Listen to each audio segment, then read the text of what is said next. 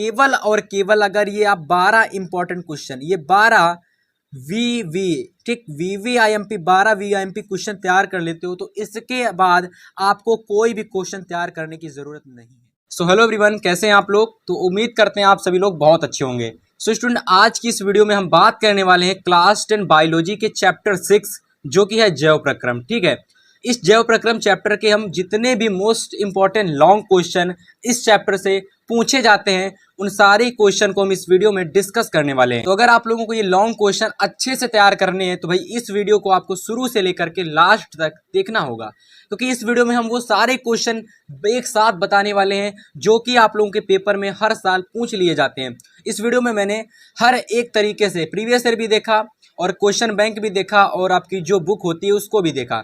तो इन 3 तरीके से हम इस वीडियो में आपको लिए इस पूरे के पूरे चैप्टर के आईएमपी क्वेश्चन बताने वाले हैं। तो आप इस वीडियो को शुरू से लेकर लास्ट तक जरूर देखना। तो चलिए फिर देखेंगे एक एक करके इस चैप्टर के पूरे चैप्टर के सभी महत्वपूर्ण प्रश्न, जितने भी मोस्ट इंपॉर्टेंट लॉन्ग क्वेश्चन हैं उन सभी को हम एक साथ देखने वाले हैं। तो वीडियो को बिल्कुल भी स्किप मत करना, क्योंकि अगर आप वीडियो के किसी भी पार्ट को स्किप कर दोगे तो हो सकता है मेरे द्वारा बताई गई कोई इंपॉर्टेंट इन्फॉर्मेशन भी आप मिस कर दो। तो चलिए फिर देखते हैं कौन कौन से इंपॉर्टेंट क्वेश्चन है इस चैप्टर के अंदर जो आपको पढ़ने हैं और किस तरीके से आपको पढ़ने हैं वो भी मैं आपको बताऊंगा। तो चलिए शुरू करते हैं। तो चलिए पहला हमारा जो क्वेश्चन है very very most important question है, इसको तैयार कर लेना। ये क्वेश्चन आपके लिए आईएमपी क्वेश्चन है। ठीक, अब देखिए क्वेश्चन हम लोगों का है कि पोषण क्या है, और मैं आपको बता दूं कि जो आपका टॉपिक है पोषण, ये जैव प्रक्रम का पहला ही टॉपिक है और काफी इंपॉर्टेंट है कि पोषण क्या है, स्वपोषी पोषण की परिभाषा लिखिए और ये कितने प्रकार का होता है, प्रत्येक का एक एक उदाहरण भी दीजिए। तो मैं आपको बता दूं जो आप लोगों का पोषण है सबसे पहले इसके बारे में आपको बताना होगा, फिर पोषण के कितने प्रकार हैं उनको बताना होगा, फिर इसी में आपको स्वपोषी पोषण की परिभाषा देनी होगी। मतलब कि ये जो लॉन्ग क्वेश्चन है अगर आपको पूरा का पूरा तैयार करना है तो इसके लिए जो आपको टॉपिक है, इसके लिए कौन सा टॉपिक आपको तैयार करना होगा, तो इसके लिए आप लोगों को टॉपिक जो पोषण है, जो पोषण टॉपिक है बच्चों, उसको पूरा तैयार करना होगा। और मेरी बात मानिए, अगर आपने पूरा टॉपिक तैयार कर लिया ना तो पोषण से आने वाला कोई क्वेश्चन आप छोड़ करके नहीं आओगे, ये मेरी पूरी गारंटी। आप उस क्वेश्चन को बड़े ही आसानी से कराओगे। ओके, चलिए फिर अगला क्वेश्चन देखते हैं स्टूडेंट्स हम लोग। अगला ही क्वेश्चन इसी चैप्टर का है और बहुत ही बेहतरीन क्वेश्चन है, बोर्ड परीक्षा में काफी बार पूछा गया है। तो चलिए क्वेश्चन देख लेते हैं हम लोग। क्वेश्चन हम लोगों का है कि वाष्पोत्सर्जन से आप क्या समझते हैं, इसके प्रमुख कारक कौन कौन से हैं। और मैं आपको एक और बात बता दूं, ये जितने भी क्वेश्चन हैं, ये जितने भी इंपॉर्टेंट क्वेश्चन, इन सभी का सॉल्यूशन भी मैं आपको धीरे धीरे प्रोवाइड कराऊंगा, है ना। तो अगर आप लोग इन क्वेश्चन को स्वयं से करना चाहते हो तो कर लेना, वरना इसी चैनल पर आपको इंपॉर्टेंट क्वेश्चन ये जितने हैं उन सभी की वीडियो दी जाएगी। इसलिए चैनल को जल्दी से सब्सक्राइब कर लेना, जिससे कि आने वाली कोई भी इंपॉर्टेंट वीडियो हो वो आप तक तुरंत पहुंचे। ओके, तो क्वेश्चन हम लोगों का है कि वाष्पो उत्सर्जन से आप क्या समझते हैं, इसके प्रमुख कारक कौन कौन से हैं, इसके प्रभावी कारकों का उल्लेख कीजिए। ठीक, तो मतलब कि भैया वाष्पो उत्सर्जन क्या होता है, इसकी परिभाषा वगैरह सब बता देना, इसके जो प्रमुख कारक होते हैं ना, प्रमुख कारक उनके बारे में बता देना, और देखो जो प्रभावी कारक होते हैं उनको जरूर बताना। ये जो लॉन्ग क्वेश्चन है ना, ये बोर्ड एग्जाम में बहुत बार आया, प्रीवियस ईयर 2021 में पूछा गया क्वेश्चन है और 2024 में भी पूछा जा सकता है। तो देखो जितने भी क्वेश्चन मैं आपके लिए लाया हूं ना, सारे के सारे क्वेश्चन इंपॉर्टेंट है, प्रीवियस ईयर में पूछे गए क्वेश्चन है। ठीक, तो भैया सभी क्वेश्चन को अच्छे से प्रिपेयर कर लेना, यही क्वेश्चन आपको देखने को मिलेंगे। अगला हम लोगों का क्वेश्चन है प्रकाश संश्लेषण से। ठीक है, और ये जो क्वेश्चन है ना प्रकाश संश्लेषण टॉपिक, ये जो टॉपिक है ना जिस पर मैं हाईलाइटर लगा रहा हूं, प्रकाश संश्लेषण, ये क्वेश्चन बोर्ड एग्जाम की दृष्टि से टॉपिक बहुत इंपॉर्टेंट है। अगर मैं जो टॉपिक इसको जरूर तैयार कर लेना, एक प्रकाश संश्लेषण टॉपिक तैयार कर लेना बच्चों। ठीक है, प्रकाश संश्लेषण, और एक टॉपिक है आपका वाष्पो उत्सर्जन। ठीक, वाष्पो उत्सर्जन। और अगर आपने एक वीडियो नहीं देखी है जिसमें मैंने बताया था कि आपको साइंस के 70 में 70 नंबर अगर आपको पक्का करना है तो इसके लिए आपको 120 टॉपिक पक्के करने होंगे। तो 120 टॉपिक मैंने बता रखे हैं एक वीडियो में, जिसका लिंक इस वीडियो के डिस्क्रिप्शन में डाल दूंगा, आपको स्क्रीन पर वो वीडियो दिख जाएगी। ठीक, तो आप लोग इस वीडियो को देख लेना इस वीडियो के बाद। तो प्रकाश संश्लेषण की सबसे पहले इस क्वेश्चन में परिभाषा बतानी है, फिर आप लोगों को प्रकाश संश्लेषण की प्रभावित करने वाले कारकों को बताना है, उनका उल्लेख करना है, प्रकाश संश्लेषण की प्रकाशिक अभिक्रिया की क्रियाविधि आपको समझानी है बच्चों। ठीक, तो इस तरीके से ये तीसरा क्वेश्चन आप बड़े ही आसानी से कर लोगे।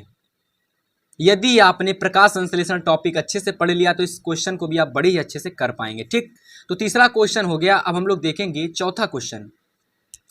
तो चलिए फिर हम लोग क्वेश्चन नंबर 4 देखने वाले हैं, जो कि आपका प्रकाश संश्लेषण का ही एक इंपॉर्टेंट टॉपिक है। ठीक, तो प्रकाश संश्लेषण का टॉपिक है कि प्रकाश संश्लेषण किसे कहते हैं। ओके, प्रयोगों द्वारा सिद्ध कीजिए कि प्रकाश संश्लेषण के लिए प्रकाश का व कार्बन डाइऑक्साइड की आवश्यकता क्यों पड़ती है। ठीक, तो देखो सबसे पहले तो इसमें आपको प्रकाश संश्लेषण किसे कहते हैं, यानी कि इसमें आप लोगों को प्रकाश संश्लेषण की जो डेफिनीशन है उसको बताना है। ठीक है, प्रकाश संश्लेषण की डेफिनीशन, परिभाषा क्या होती है उसको बताना है। ठीक, एक बार पूरा टॉपिक पढ़ लोगे तो इस तरीके के जितने भी क्वेश्चन बन जाएं, चाहे लॉन्ग बने चाहे शॉर्ट बने, सब कर लोगे। बस टॉपिक पर फोकस कर लो। ठीक है, टॉपिक तैयार करो। बच्चे क्या होते हैं, टॉपिक नहीं तैयार करते, बस उन्हें इंपॉर्टेंट क्वेश्चन दे दो, बस उसी को देखते रहते हैं। मुझे एक बात बताओ, अगर आपको पेड़ है ना, पेड़ की अगर आपकी जड़ ही नहीं मजबूत होगी तो डाली कहाँ से मजबूत होगी। तो सबसे पहले टॉपिक मजबूत करो, उससे आने वाला कोई भी क्वेश्चन होगा आप सब कर ले जाओगे। एक भी क्वेश्चन ऐसा नहीं होगा एग्जाम में जो आपसे बने ना, भले ही उस क्वेश्चन को नहीं पढ़ के गए हो, बट उस क्वेश्चन को आप कर लोगे यदि आप टॉपिक पढ़ के गए हो। ओके, तो जैसे प्रकाश संश्लेषण की इसमें परिभाषा बतानी, इस टॉपिक को पढ़ोगे तो परिभाषा भी दे दोगे। और प्रयोगों द्वारा सिद्ध कीजिए कि प्रकाश संश्लेषण जो होता है इसमें कार्बन डाइऑक्साइड और आपकी प्रकाश की आवश्यकता पड़ती है। किसकी, प्रकाश की और कार्बन डाइऑक्साइड की आवश्यकता पड़ती है। तो ये क्यों पड़ती है भाई, क्यों पड़ती है, इसको आपको प्रूव करना है। अब ये क्वेश्चन आपको जल्द ही मैं लाने वाला हूँ इसी चैनल पर, तो चैनल को भाई सब्सक्राइब कर लेना, क्योंकि अगर आपको इन इंपॉर्टेंट क्वेश्चन का आंसर भी चाहिए तो चैनल को सब्सक्राइब करना ही पड़ेगा ना। तो चल कर लेना, बहुत आसान होता है, चैनल को सब्सक्राइब करना फ्री में एकदम, बेल नोटिफिकेशन को भी ऑन कर लेना। अगला क्वेश्चन नंबर 5 है इस चैप्टर का, इसको देख लो जरा, कि प्रकाश संश्लेषण की क्रिया विधि को समझाइए। ठीक, कि प्रकाश संश्लेषण की क्रिया विधि को समझाइए। प्रकाश संश्लेषण में प्रकाशिक व अप्रकाशिक अभिक्रिया पर टिप्पणी लिखिए। ठीक, तो इस तरीके से इस क्वेश्चन में भी आपसे दो तरीके से प्रश्न पूछा जा सकता है। ठीक, या तो आपसे केवल प्रकाशिक अभिक्रिया पूछ देगा या तो अप्रकाशिक, मैंने दोनों को ले रखा है। ठीक है, कि प्रकाश संश्लेषण की क्रिया विधि को समझाइए। अब देखो इसमें आप चाहो तो इसकी डेफिनेशन लिख सकते हो।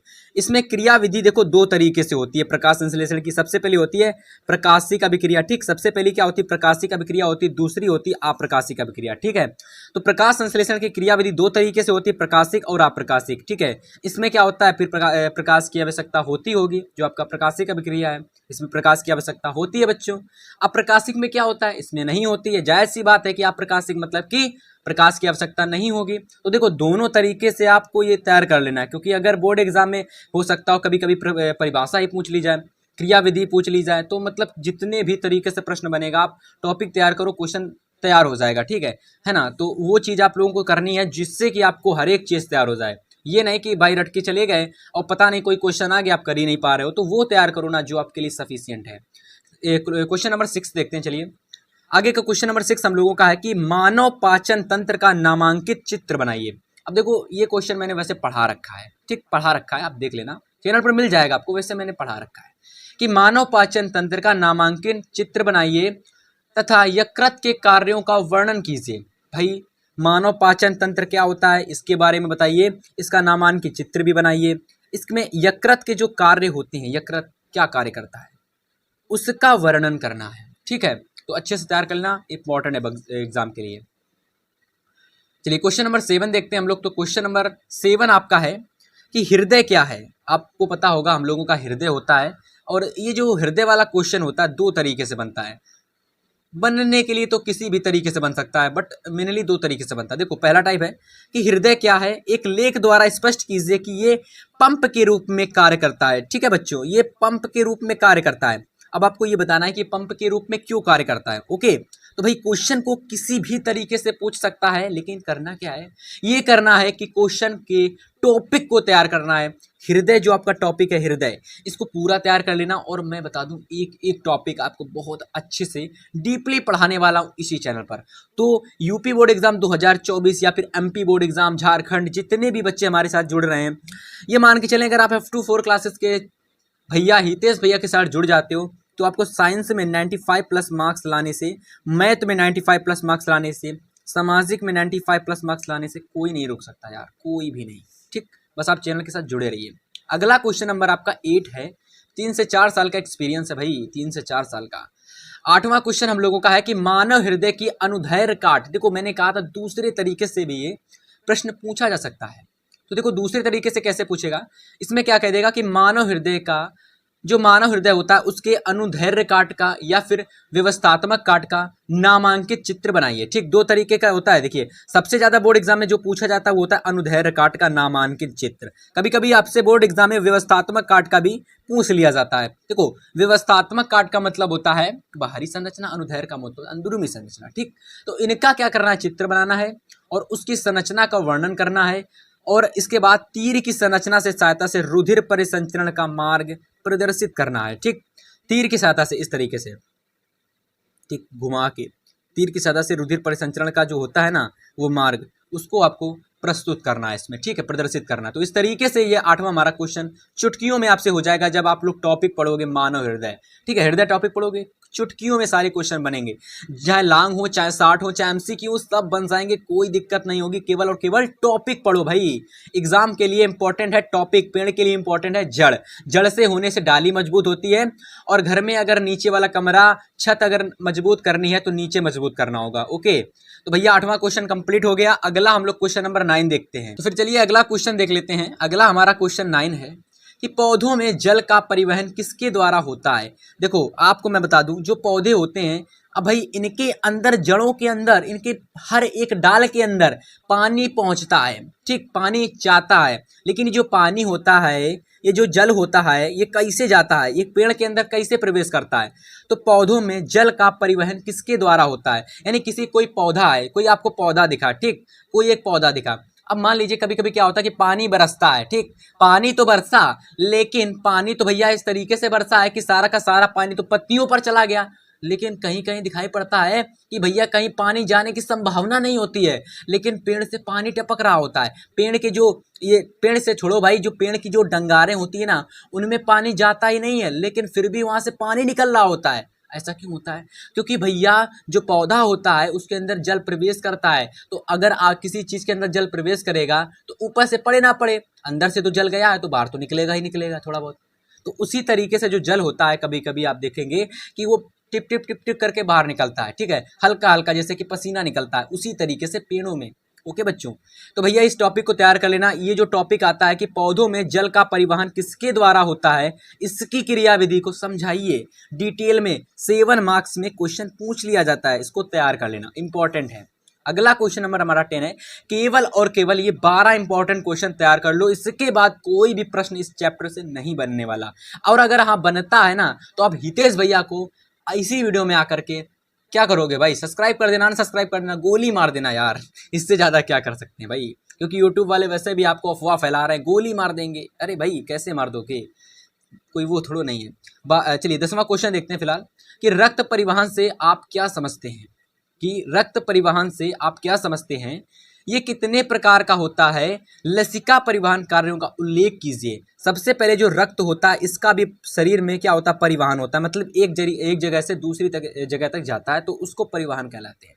कोई चीज एक जगह से दूसरे स्थान तक जा रही है तो उसको क्या कहते हैं, परिवहन कहते हैं, यानी वहन कहते हैं। किस ये वाला क्वेश्चन आप अच्छे से तैयार कर लेना। ठीक, देखो जितने क्वेश्चन मैं आपको बता रहा हूं ना, सारे के सारे क्वेश्चन आप लोगों को हो सके तो यूट्यूब पर मिल जाए तो अच्छी बात है, वरना टॉपिक तैयार कर लेना। जैसे रक्त परिवहन है तो इसके लिए आप क्या कर सकते हो भैया, परिवहन टॉपिक को तैयार कर लेना और कमेंट करना। जो भी टॉपिक आपको, देखो जो भी टॉपिक आपको नहीं आता है या फिर आपको पढ़ना है, ठीक, तो भैया कमेंट कर देना नीचे डिस्क्रिप्शन में। ठीक, लिख देना कि हितेश भैया हमको ये टॉपिक पढ़ना है, और उस कमेंट पर कम से कम 500 लाइक आने चाहिए। ठीक, उस कमेंट पर 500 लाइक आने चाहिए, क्योंकि मुझे पता तो चलेगा भैया कि उस टॉपिक को 500 स्टूडेंट पढ़ने के लिए आए हैं। ठीक, वीडियो के लाइक तो अलग है, चैनल को सब्सक्राइब करना तो आप अपने लिए कर रहे हो, बट मेरे लिए आप मुझे क्या कर रहे हो, आप अपने डाउट भेज सकते हो लाइक करके। उस टॉपिक पर जो भी बच्चा कमेंट करेगा और उस कमेंट किए गए टॉपिक पर 100 यानी कि 500 लाइक आनी चाहिए। ठीक, तभी मैं उस टॉपिक को पढ़ाऊंगा और अच्छे से पढ़ाऊंगा, एक बार में पूरा टॉपिक खत्म कर दूंगा। चलिए अगला क्वेश्चन नंबर 11 देखेंगे हम लोग, कि मानव में उत्सर्जन तंत्र के कौन कौन से अंग होते हैं। देखो सबसे पहले क्या करोगे आप लोग, मानव में उत्सर्जन बाई F24 क्लासेस या फिर साइंस एनालिसिस चेक कर लेना, आपको ये टॉपिक मिल जाएगा। मानव में उत्सर्जन बाई F24 क्लासेस, डिस्क्रिप्शन में मिल जाएगा लिंक इसका, वरना आप लोग देख लेना, ठीक है। जितने भी इंपॉर्टेंट टॉपिक आपके मिलते रहे मुझसे मेरे द्वारा, तो मैं उनको डिस्क्रिप्शन में डाल दूंगा, आप उन अच्छे से टॉपिक को देख लेना और इन सभी टॉपिक के आंसर को भी तैयार कर लेना, ठीक है स्टूडेंट्स। चलिए अगला क्वेश्चन नंबर लास्ट देखते हैं, जो कि 12वां क्वेश्चन है हमारा। क्वेश्चन नंबर 12वां हमारा है कि श्वसन से आप क्या समझते हैं, ठीक, कि श्वसन से आप क्या समझते हैं, यह क्रिया कितने चरणों में पूरी होती है। जो ये श्वसन की क्रिया होती है यह कितने चरणों में पूरी होती है, इसके बारे में बताना है। इसमें कुल कितने अणु ऊर्जा उत्पन्न होती है, इसको भी बताना है। अब मैं थोड़ा सा आपको बता दूं श्वसन की क्रिया के बारे में। तो देखो श्वसन जो टॉपिक है, मैंने अभी 2 से 3 से 4 दिन पहले इस टॉपिक को पढ़ाया है और बहुत ही अच्छे से पढ़ाया है, जिससे आप लोग अच्छे से पढ़ सको, ठीक।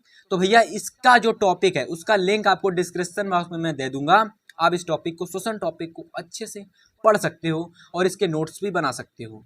तो इस तरीके से आज की इस क्लास का हमारा लास्ट क्वेश्चन, जो कि मोस्ट आईएमपी क्वेश्चन है, कि श्वसन से आप क्या समझते हो, यह क्रिया कितने चरणों में पूर्ण होती है और इसमें कुल कितने अणु ऊर्जा उत्पन्न होती है, ठीक। इस क्वेश्चन को इस तरीके से पूछ सकता है एग्जामिनर, यानी कि इस तरीके से बोर्ड एग्जाम में काफी बार पूछा गया क्वेश्चन है। तो इस चैप्टर के मैंने 12 क्वेश्चन आपको बताए, केवल और केवल अगर ये आप 12 इंपॉर्टेंट क्वेश्चन, ये 12 वीवी, ठीक, वीवीआईएमपी 12 वीआईएमपी क्वेश्चन तैयार कर लेते हो, तो इसके बाद आपको कोई भी क्वेश्चन तैयार करने की जरूरत नहीं है। केवल इन 12 क्वेश्चन को पढ़ के जाइए एग्जाम में, इससे बाहर इस चैप्टर से कोई क्वेश्चन नहीं आएगा। बाकी आने वाली वीडियोस में हम आपको सारे चैप्टर के इंपॉर्टेंट क्वेश्चन देंगे, फिजिक्स के भी देंगे, केमिस्ट्री के भी देंगे, और जल्द ही आपको सभी क्लासेस डेली के बेसिस में देखने को मिलने वाली हैं, इंपॉर्टेंट क्वेश्चन की क्लास, ठीक। वैसे इंपॉर्टेंट क्वेश्चन आपको जल्दी कोई नहीं देता, बट मैं आपको इंपॉर्टेंट नई वीडियो इस चैनल पर लाने वाला हूं, जिससे कि आप अपनी तैयारी को बहुत ही अच्छा कर सकते हैं, इंप्रूव कर सकते हैं, और कोचिंग लेवल से भी अच्छा हम करने वाले हैं, ठीक। तो आप इस चैनल को जल्दी से सब्सक्राइब कर लेना। नाम है F24 क्लासेस और टीचर या फिर भैया का नाम है हितेश वर्मा, ठीक। तो जल्दी से चैनल को सब्सक्राइब कर लेना। मिलेंगे आपसे हम नेक्स्ट वीडियो में, तब तक के लिए students goodbye, good luck.